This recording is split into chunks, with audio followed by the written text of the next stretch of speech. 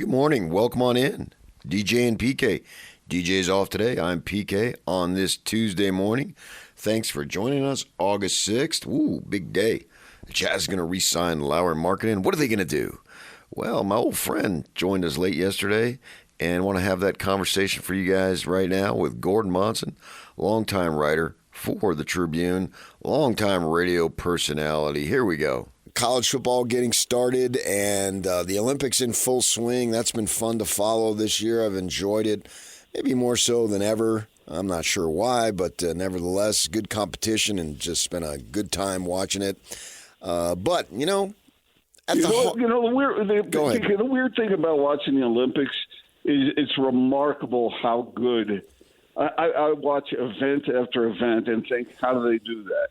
How do they do that? I mean, it's remarkable and in some ways, I know you're a complete optimist, and you always like to look at the sunny side of everything. Way I am. But when I watch that stuff, it makes me feel better about the world. It makes me feel better about the fact that people can do these things. Human beings are capable of doing really remarkable stuff when they set their minds to it. So, yeah, that's a good thing to watch. It is for me, anyway. Yeah, I agree. Comes around every 4 years, and so it's fun to do. But, I think the heart of our community, at least for now, maybe it'll change in a long time, but not right now. It's still about the Jazz. The Jazz are number one, and then everything flows from there. And we've had some other good stuff, and we'll have the hockey going. That'll be a big deal.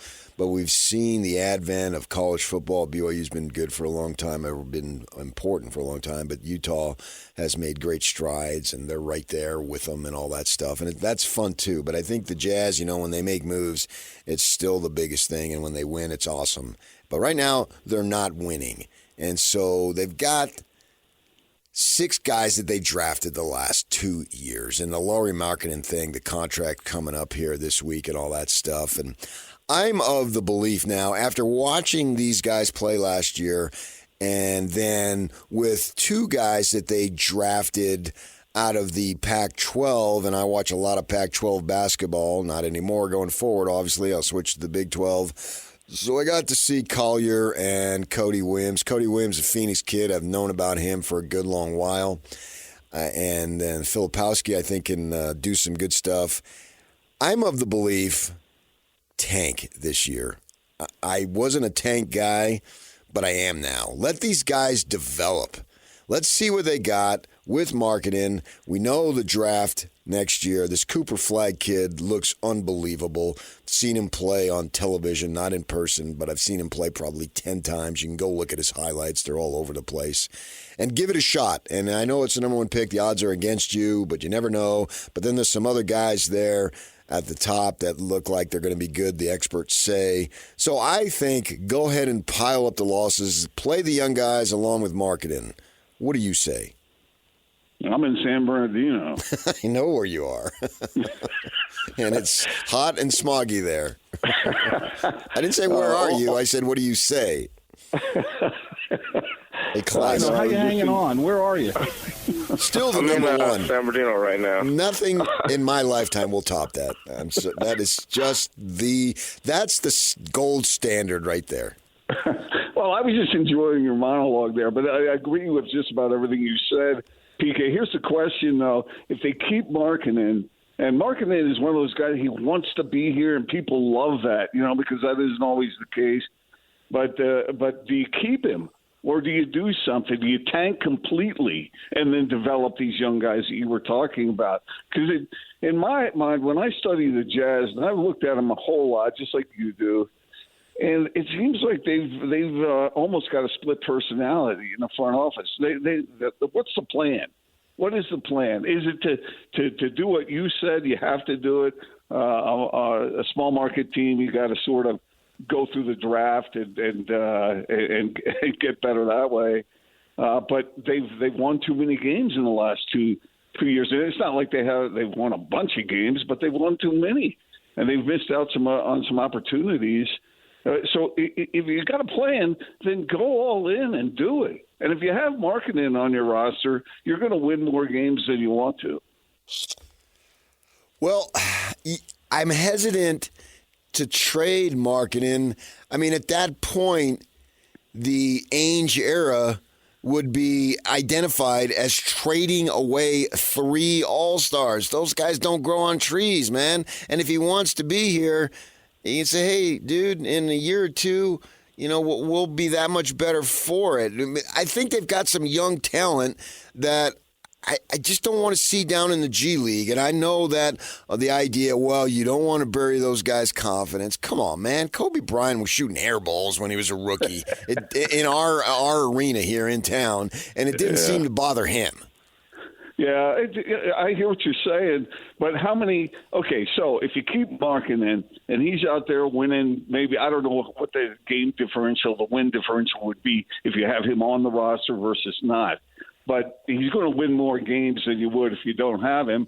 And what is he, 27? And so by the time these young guys come into the point where they are ready to win, they've gone through the developmental process, is Markkanen going to be as useful for you at that point? Because they're going to have to pay him a ton. So these are the decisions they have to make. And what could they get if they do trade him? You've heard about the rumors with the Warriors and others. How many draft picks could they get, and what's he worth? You can make arguments for either way. Keep him because he wants to be here and he's a heck of a player, or go ahead and go all in on what you said. You use the T word, and if you're going to tank, then tank all the way. It's interesting because the first year that Will Hardy was here, the Jazz were saying, oh, well, we were going to tank, but our coach is too good. Yeah. Well, San Antonio, they did a pretty good job of tanking, and their coach is pretty good too.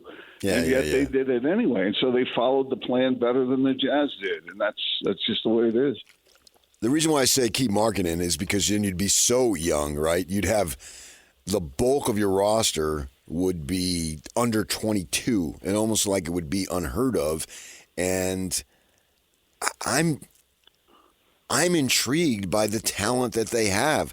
I think conservatively, and Gordon Monson joining us, that 2 to 3 guys that they've got of the 6 guys, right? Conservatively, 2 to 3 guys can be big-time players.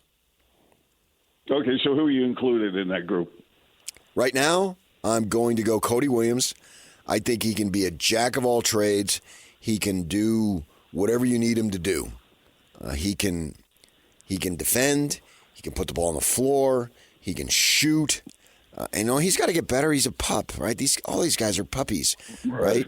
And to see what he can do, Keontae George, to me, I look at body language when guys, not when they're doing well. I mean, everybody can high step or whatever when you're doing well. But what's your body language when you're doing poorly?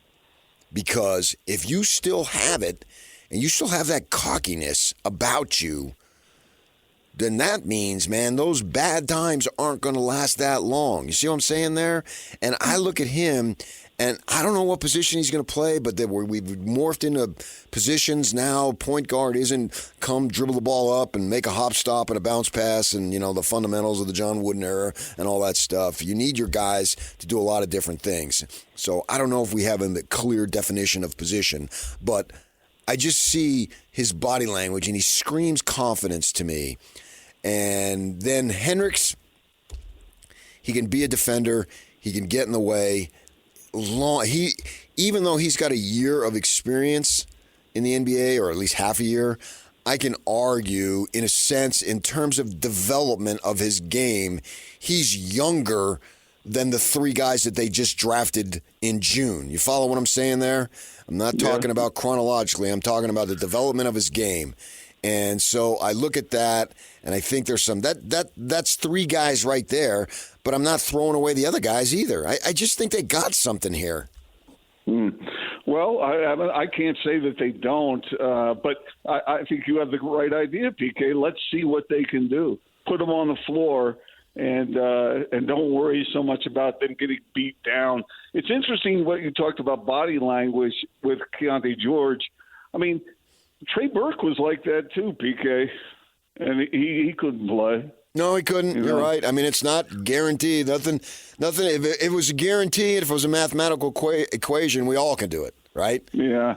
Yeah, but you're on to something. I mean, they have the guys that they have, and so work with them. I think that's what they have to do at this point. The question is, what are they going to do with the other guys?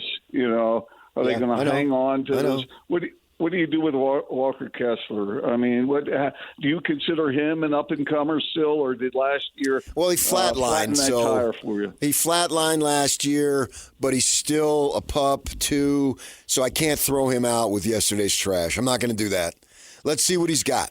Let's see what he was doing in the offseason to prove to us that he will be better and he will demand Will Hardy's minutes.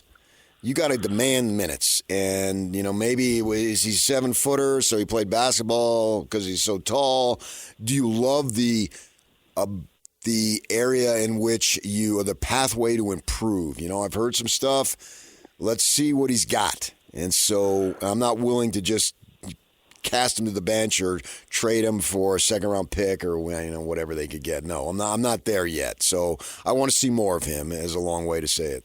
Jazz fans have been really, really solid. I mean, it was remarkable last year. They kept coming out and watching, and they know these are smart basketball fans here in and around Salt Lake City. They know that the Jazz are going to lose a lot of games, and yet they've been there. How long can they hang in there with this team being somewhat sub-mediocre? And that's what they've been. That's why I think Danny Ainge should do something dramatic. Because if you keep on just doing what you're doing, sort of this in-between thing, then you're going to win 38 games or thereabout, maybe give or take a few. Yeah. Jazz fans have been able to hang in there with that, but if it goes on year after year, I'm not sure that's going to be the case. And quite frankly, these fans deserve a little more, because of their loyalty through the years. And so do something dramatic, take a risk.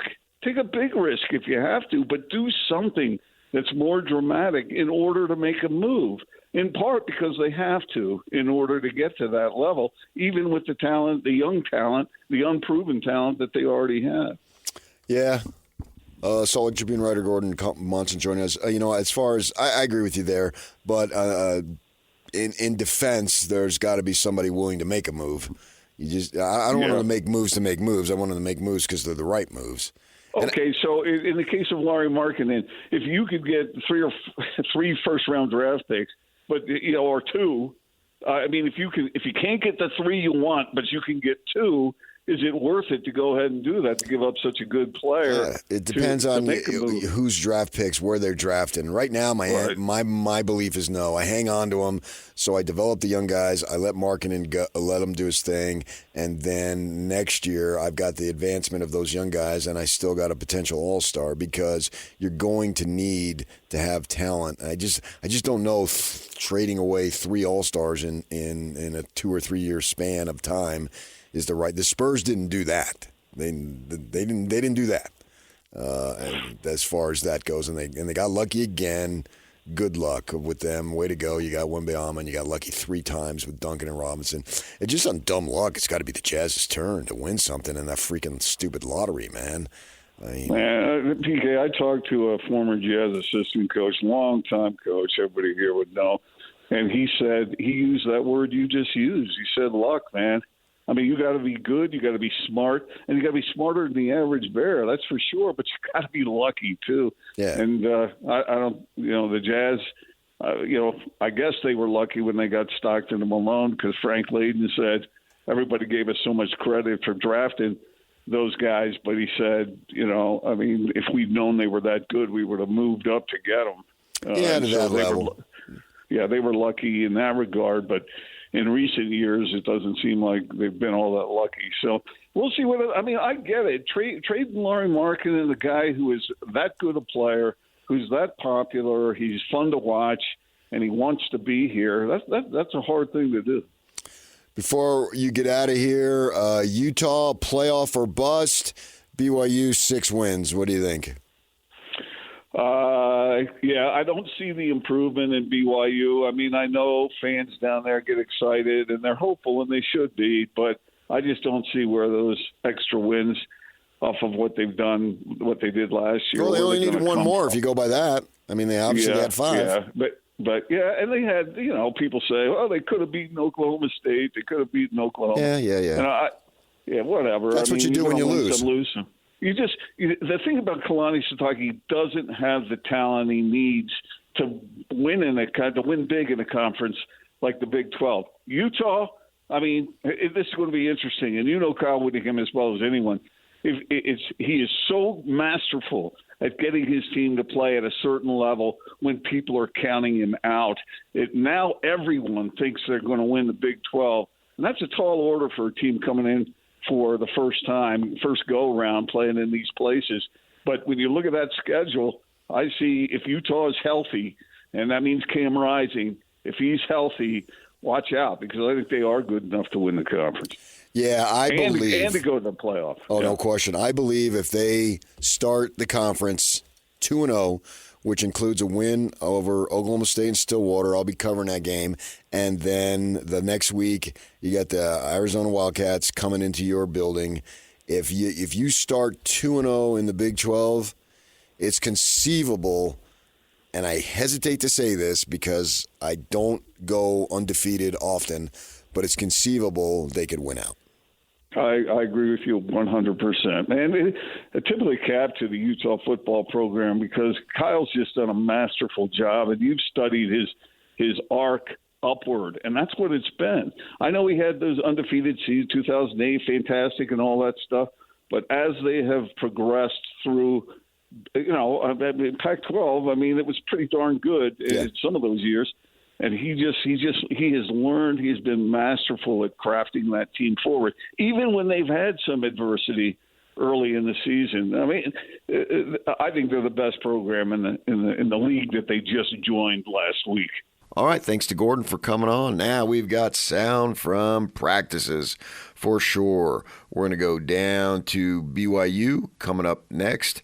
And then we will do Utah after that. Stay with us right here on 97.5, the KSL Sports Zone. Good morning. Welcome on in, DJ and PK. DJ's off. I'm PK. Riley Jensen will be joining us. BYU held some media availability yesterday. We're going to go down south and hear from cornerback Jakob Robinson. How'd it go out there today? It was good. Everybody moving around fast. Team's looking good, though. And it's nice that it rained because it's been really hot. So. It has been a little bit warm. Is it starting to feel a little bit more like football as you slowly add the shoulder pads to go along with the helmets? And obviously you guys aren't quite in full pads yet, but is it feeling a little more like football? For sure. It's been a long off season. Everyone's been ready to just be full pads. And I know we have full pads tomorrow, so I think just the build-up is it's like Christmas for me. So, yeah. How physical has it been without going full pads? It's been way more physical than last year, I feel like. Everyone's running around. A lot more people on the ground, which is what we don't want right now, just trying to keep everyone healthy. But I think it's been really physical for sure. What teammates in the secondary have been standing out to you so far during camp? Of course, my boy Micah Harper. He's back off of a knee injury from last year, but he's been playing great. We got Tommy back in the free safety. He's been playing great. A big one is Sione Mo. I don't know if you guys have heard of him a lot. He just got a pick today. He's been flying around getting picks, TFLs, but yeah. So. Coach Hill told us the other day that he's really impressed by some of those newcomers and the freshmen, saying it's maybe one of the better, at least defensively, one of the better freshman classes that have come through BYU recently. Do you kind of feel that assessment? Like you look at some of those young guys a little over your shoulder, like I gotta look out for my job, son? Yeah, no, for sure. Having Trey come in, Jonathan come in, they're technically sound, they're physical. So yeah, of course, it's gonna make all of us older guys want to just be the same, just push harder than we've been pushed. So, and then of course on the receiving side, we got Prince. He's been playing really good too. So. What's the biggest difference of year 2 of the J Hill system compared to year 1, I guess? I mean, acknowledging obviously you haven't played a game in 1 yet, but what do you feel like is kind of the biggest emphasis of like this is where we want to sort of take the next step? I think the defense has just been flying around. I can tell everyone understands the defense a lot more, and they're just understand the scheme, know what to jump. I just think everyone's just faster all in general. So. Losing Ben by what it was a loss for you guys, but who's been standing out as far as linebackers go to fill his role? Yeah, newcomer Jack Kelly. He's been playing really good. Sione Moa, I said. Ace Kafusi. Isaiah Glasker has really stepped up too. So. You mentioned knowing the scheme and feeling comfortable about the scheme of the defense. Has there been anything added to it that you've had to learn in the offseason? Nothing too crazy. I know we're switching around a couple things, but I think everyone just knows, like, it's really similar, but I think just all around, so. Last season, you had some fun blitz wrinkles. Are there any wrinkles in the playbook for you this year where you guys might be in the backfield or doing something fun like that? Nothing crazy yet that they've told me, but hopefully something's coming. So. Do you want that? Of course, yeah. Any way I can be around the ball, I'm fine with that. So. Have you been running a lot more corner this year, or are you still moonlighting some in nickel?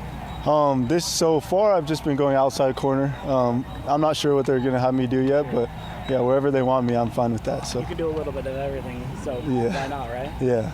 Maybe some safety J-Rob coming back. Oh, I'd love that too. Wherever the ball is, I just want to be around it. So that's what I like to hear. That was Jakob Robinson. Now let's hear from the boss himself, Coach Kalani Sitake. Week 2 underway, so how are we feeling? Like roughly a week in, I guess. Yeah, I mean, now that we have pads on, it's a little different, but I think the guys are doing a really good job. The coach is doing a great job coaching them up. It's a really good film. I would have to say we probably have way more in terms of install with our offense and defense than we've had in years past, and it's hurting some of the young guys that haven't been around, but it's just kind of we just have to do it that way to get the team ready. So if there's mistakes, it's mostly the young guys, and we had some administrative mistakes today, bobbled snap, offsides, false start, stuff like that. So we'll clean that up, but that's part of it. It's got to be a lot better in terms of execution and not making those type of mistakes. We talked to Aaron on Friday. He said he was really focused on installing quickly, but then repping things over and over again. Is that a philosophy team-wide? Yeah, and I think the mistakes are fixable in terms of just focus. The other mistakes that are happening is getting the guys an opportunity to make plays, and so I know there's a lot going in there, and then benefits the guys that have been around longer and been used to this offense and defense, and so the young guys, it's one of those things where the classroom has to move as fast as what we need to get done, rather than and a lot of those guys just have to drink from a fire hose right now, just get used to it, and I think they'll get. The more they study, the more they spend time on it, I think the easier it'll be. And they're getting reps, and we'll just have to keep working with it. But it's good film for us to work on, and I know eventually the younger guys will benefit from it. In your eyes, have any of the quarterbacks separated themselves in the quarterback battle? In some ways, it seems like they kind of go back and forth, and so I don't know if it's enough yet to separate them. But it's also difficult when you're working with the one O-line compared to working with the twos. And so we're taking that into account, and also with the receivers and the DBs, so that are going against them. So when we factor it all in, it's more who can get the team to execute the best and make sure that we're not making mistakes. But a lot of that is not the quarterback. I think the quarterback's doing a great job, and I would say all four of them. We made some mistakes today, threw some picks, but it's okay. I think that's more defense making plays than anything else. But I'm really pleased with the way the progress. I want to see the progress of the quarterback position with all those guys. And I talked about the four quarterbacks, but it's also with Cole, Hagan. So all the guys are getting better, and I think the quarterback position is improving quite a bit every day. Do you want to see a scrimmage before you make any decisions on the quarterback, and how do you plan on splitting up the reps with them on Saturday? Yeah, we'll have live work, and then it'll be each quarterback will have time with the one O-line, the one receiver. So that I think that will be. When we see real football and see tackling, I mean, the quarterbacks won't be live, especially those two, but I think we can kind of gauge from when the team is going first, second, third down. Right now it's all situational. Once we get to running drives and sustaining drives and getting points in a scrimmage type of situation, it'll be better for us to kind of focus on that and maybe look at the competition when we get to that point. Kalani, you bring in transfers hoping, looking for them to contribute, but what difference does it have when you bring a transfer in and then they get a year in the system, the Keelans, the Dariuses? How big of a jump do you see from those guys, even though they're veterans when they first arrive? It makes a big difference, and you can see it in the guys and how comfortable they are. I think a guy like Whittingham, you can see it even in spring ball and even throughout the season once they get more comfortable to the offense.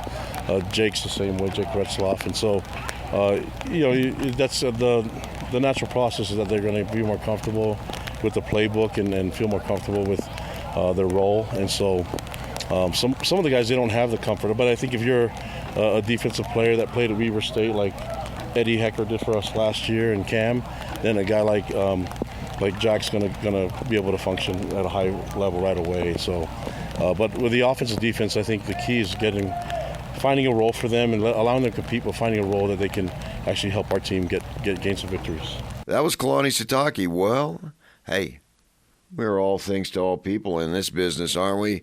We're not going to ignore the Utes by any stretch.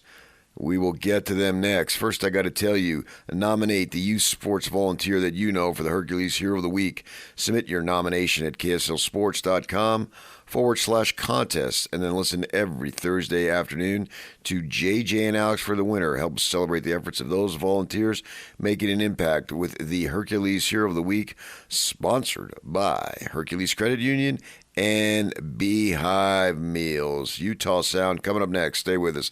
97.5, the KSL Sports Zone. Good morning. Thanks for joining us on this Tuesday morning. DJ and PK. We got a bunch of sound to hear from with the Utes up on the hill yesterday. Let's start with transfer receiver Damien Alford. Damien, you came in late, obviously, and have to kind of get a jump start. How do you feel like fall camp's gone for you? I feel like I'm learning the playbook well. I'm adjusting myself. Obviously, there's still some tweaks I need to work out, but I feel like I got some time before the season starts to get better, so that's exactly what I'm going to do. What's been the biggest adjustment for you coming from Syracuse here? Probably a different style of offense. We had an offense that signaled in Syracuse, and here's a little bit different. It's different. So just getting used to that and just executing. What is like working with Cam Rising so far? It's been amazing. Not just him, but like the other quarterbacks as well, just getting chemistry going. So once the season starts, we click on every Sunday and we play football. What was it about Utah that attracted you to come here? Just the coaching, the culture. Cam was really one of the reasons why I wanted to come here. He told me that like he wants a big receiver to come in and make plays. So I told him my goals, and he told me his goals, and our goals corresponded with each other. So that's why I decided to come here. What stands out to you about this group of guys, or just this team, or how things run? Like, what stands out to you? It's just like the brotherhood. I feel like it's the same brotherhood that I had in Syracuse, the receivers and everything. The vets are stepping up. The vets are showing that like I'm pushing the younger guys to get better every day. So I love seeing that. Utah hasn't had a 1,000-yard receiver in a long time. Is that something you all are aiming for in 2024? I'm aiming to be better than last year. I hope that's a goal for every receiver here, and we're going to go out there and just execute. If we get 1,000, we get 1,000. What would you say is your biggest strength? My physicality. The defensive backs have been talking a lot about you in week one. You know, how fun has it been going against that kind of defense? Oh, it's amazing. They make me work every day. It's a different type of defense I've been against. I played against some good DBs, but the DBs we got here are amazing. So making me work every day is going to get me better, and once the game starts, I'll be free. Who's the hardest to get open against? Honestly, all of them, to be honest with you. They're all good, they're all fundamentally sound, and I just got to work every day to get better and get them better. Do you like matching up against like a long, big body corner, or do you prefer the little guys? They both pose a challenge, to be honest with you, because I have to switch up my technique for the taller and switch up for the corners. All right, that's Damien Alford. We'll see what he can do in his season with the Utes. Now, let's go to one of the staples at running back, Micah Bernard. Been around this program for a long time. Micah, how's camp been? So, it's been a grind. First week was a grind. We're trying to pick up where we left off last week. We had a nice little day off. Everybody seems rejuvenated, so week 2, we're going into it. The room seems deep. Do you see yourself as a bell cow back, or are you going to do this thing by committee? I don't know. It just depends on what we need. We have a lot of guys who can do a lot of things. The young guys coming along really well, so we'll see what happens. How many touches would you like to see yourself get a game? I'll be happy with 15, 20, but it's up to the coaches what play call fits and all that. So I don't really care, but I just want to win. In terms of that injury last year, how did it kind of affect your approach to the game and kind of how you tried to get yourself back in shape and on the field and everything? I love the game. Like I said, almost fell out of love with football and just losing it for such a long time. you just want to grind even harder just to come back. So just being back is nice to be out here with the boys, working hard, going towards the achievement. When did you start regaining that love? Was it a slow process? I mean, and when did you ultimately start feeling that come back? I'll say probably like maybe a couple weeks after the injury. It was just like, dang, man, like it's gone for me. Like I'm not here every day, and it's actually gone. I can't do nothing. So I think probably like a couple weeks to a month after, I was just like, man, I really miss this. Like I don't think I can, never stop playing football. You know what I'm saying? But I know it's gonna come to an end one day. But I hope it's not anytime soon. Coming into this season, how have you seen your role as a leader evolve? It's kind of tough. I'm not really a vocal guy. I try to keep to myself. But I've been trying to, be more vocal and lead by example. But it's kind of tough. But when you got so many new guys, like when you have a small group, it's easy. You can pull the guys aside and do this and that. But when you have a big group of new guys on the team, it's very difficult just to get everybody on the same page at one time. In terms of your approach this year, you're the veteran in the room. Has that changed how you've entered this season, knowing that you're most likely the guy that's getting the most touches? No, it hasn't changed. When I feel like I am the veteran, but Charlie Vincent has been here as long as me, and I still go to him sometimes when I need help. So it's nice to have other guys in the room that know exactly what they have to do now, and you can go to each other for help and all that. Outside looking in, it seems like there's a lot more talent in the receiver room, the tight end room. There's more pass catching options. Do you think that the offense is going to be more balanced this year because of that? Oh, most definitely. It might be. Who knows? We're adding new stuff in just for guys that we got, because we got a lot of weapons now, and coach likes to run plays for the players, and we have a lot of good players that can do a lot of great things. And so if we got to throw the ball, that's what we're going to do. If we got to run the ball because we got good backs, that's what we're going to do. It just depends on the play call and how the coach approaches the game. That was Bernard. Expecting big things for him. Hopefully he can stay healthy. It was a problem last year. Speaking of health, let's hear from the man himself who holds the fortunes in his hands with his health, and that's quarterback Cam Rising. How's this offense going to look? It's looking very good right now. We got some weapons all around. Just got to spread the ball out and let everybody play. How's the knee feeling? I know you mentioned you wanted to get some cuts in it, and yeah. Now that you have a week of practice under your belt, how feeling a lot better. Was able to get a few cuts on some zone reads and stuff like that, and feeling great. Are you going to be hit at all at practice, or are you completely off limits until the first game? Quarterbacks are usually not hit, so yeah, I chose the right position to play, yeah. What's your plan? I know after some knee injuries, some guys wear braces long term. Is that something that you think you're going to do this season? I'm not sure. I'm still feeling it out. We'll decide when it comes closer to the season. At this point, what stands out to you most just about this group of guys? We got some weapons that are all around. A lot of times it's usually you got to pick a few guys that you really want to work the ball to. Now it kind of feels like you can just open it up and call plays for anybody on the field, and they'll end up winning their matchup. So that's the biggest difference, I think. That's got to be fun for you. Oh, absolutely. Just makes your life easy. You just get to go out there and pick whatever route you like and work that. What kind of dynamic does that create with those receivers, tight ends, where everybody's good, but everybody wants to get more targets and touches? How is it creating competition within those groups? That competition just makes everybody that much better. They have to go out there and prove it each and every play, and by doing that, you're going to have the best of the best on the field at all times. So I think it's been helping us out on offense just a lot, having that much depth. The defense has been very complimentary of you guys. What have you been seeing out of the defense? They're flying around. They're making plays. It's hard. Coach Scally and them scheme up so many different things. It's almost like he goes in there and puts in a new game plan all the time just to make sure that he can stop this play, this play, this play, this play. It's fun, but it makes us better because we have to use our checks to figure out ways to beat it and all that. And that's why I think it's just fun having such good groups go against each other each and every day. Cam, Kyle talked about, or I think it was Andy talked about, different defensive looks that the Big 12 might present. How much have you looked into that, and kind of what are you seeing so far early on? We actually, a few years ago, played San Diego State, who kind of played with that Tampa or Aztec back or safety, we called it. And yeah, so we're kind of, I've seen it before. I way back in the day when I played for Texas, I played Iowa State, so I got to see it back then. And it's a tricky defense, but you just gotta take what they give you and always keep trying to move the ball downfield. That's all I know. Has there been anybody in the wide receiver room that's stood out to you so far? And everybody's talking about a running back by committee, but the same thing could go potentially for the wide receiver room. No doubt. I think Dorian's been looking really good. Money's been him same self. Damien is making some good plays. There's some young guys that are doing some really good things with Tay and Zip. We just got a room full of talent right now, and it just makes it that much better. And even in the running back room, Mike's been looking good. He's a big downhill runner. Micah is always going to be himself, just running routes and being able to get open and pass protecting with the best of them. So we got some really good, and Gloves looking good as well. So it's a fun group to work with right now. You talk more.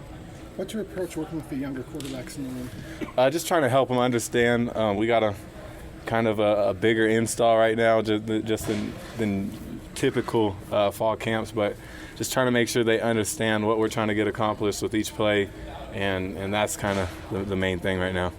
Caleb Lohner's new to the program. Oh, yeah. Have you been able to work with him, and what do you see out of him? Oh, he's got range like no one I've ever played catch with. He'll catch them high, he'll catch them low. You just got to put it in the vicinity, and he'll bring it in. Just being that big of a body, there's not very many people that can guard him, so got to figure out a way to get him the ball. We always think of Utah offensively as run first. Yeah. It's always built around the run. Is this a year where this offense might actually be 51% pass? I'm hoping we can go a little bit more than that, but just got to go out there and prove it and put it on tape. And if we continue to do that, I think hopefully we can hit that 51% at least. More than 51, Sean. I know. 60, 70. It's quarterback Cam Rising coming up next. We are going to hear from the boss man, just like we did with Kalani Sitake. Now it's time to hear from Coach Kyle Whittingham. How's quarterbacks look after week one? It's shaping up. We did have some little bit of separation, not enough to make any depth chart statements or radical changes. We'll probably go another week with the way we're handling the reps and getting people involved. And by next week, 1 week from today, we've got to have it pretty well determined who is 2, 3, and 4 behind Cam. And so that's the timetable.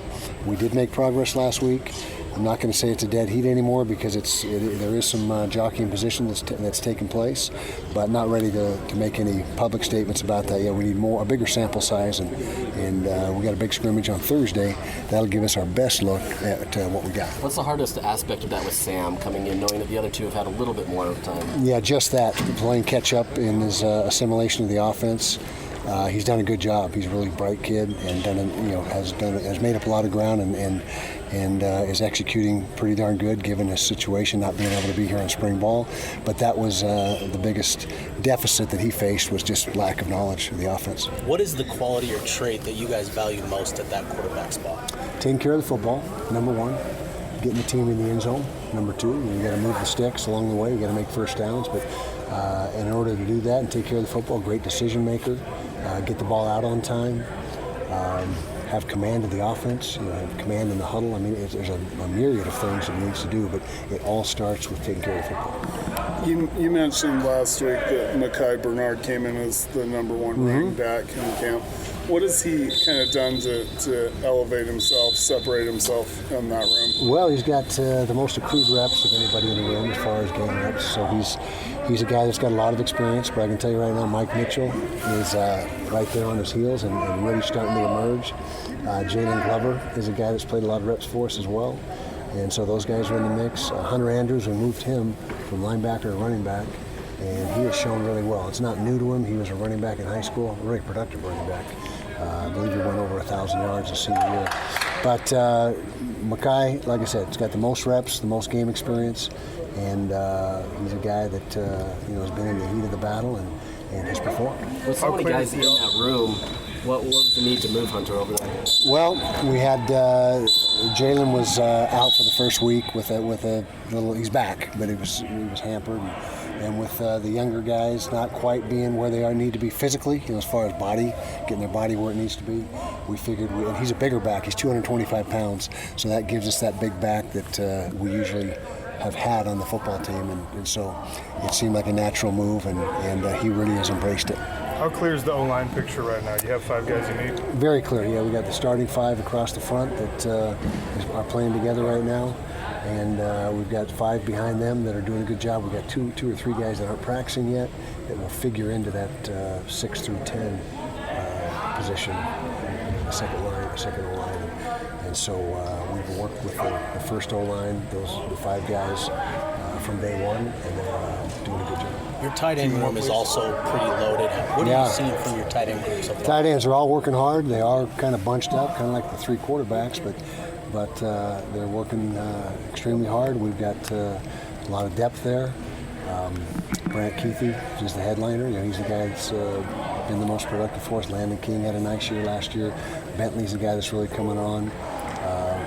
Caleb Bonner, our basketball transfer, is doing a nice job. Carson Ryan, those are the guys that are getting all the reps. And Miki Sugatranga, who's played a lot of football for us. There's almost not enough reps to get them all involved, but we're finding a way to try to figure out where each of them fits and what their strengths are. The new guys that we haven't seen a lot of, and implement them based on that. Will Coach Ludd create packages to utilize all that talent, Yes, or you have to fit it into the offense? Well, we'll create it. We're going to get the best players on the field, and if it turns out that they're among the best players on the field, they will be in packages that gets them on the field, multiple tight end formations.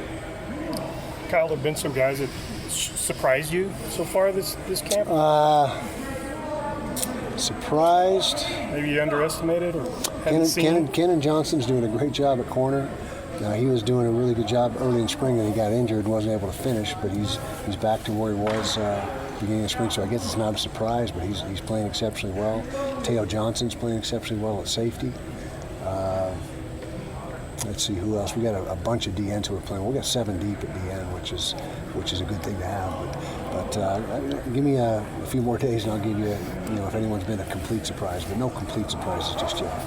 There you go. Getting all the sound. We cover it all. We're not specialized here.